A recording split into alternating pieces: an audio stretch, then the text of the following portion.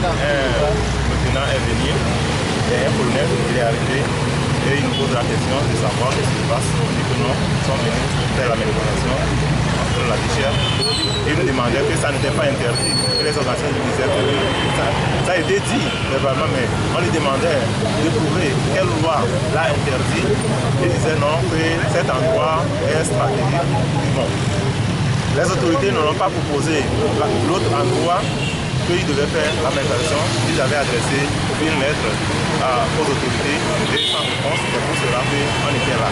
Bon, et le colonel parlait avec le pasteur et le comité de Sogadi, avec M. Acholi. À un moment, on ne sait pas ce qui s'est passé. Il a donné l'ordre à ses officiers de les amener. Ils ont amené le pasteur et le comité de M. Acholi. En partant, M. Sogadi demandait, bon, on va où avec eux? Et c'est à ce moment il lui demandait est-ce qu'il veut aussi les suivre. Il dit non, il veut savoir quel endroit.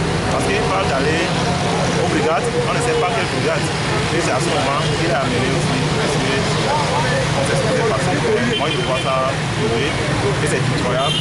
Quand on parle de la loi, on parle d'une république et les gens fonctionnent comme ces versions que nous sommes. Nous, on entend le jour. Bien, et on verra. On espère que la jeunesse va prendre ce destin à main parce que la vie chère ici au Togo, nous, on se trouve comme nous sommes dans la terre. Ça, personne ne peut pas le dire. Donc, on verra ce qui va se passer.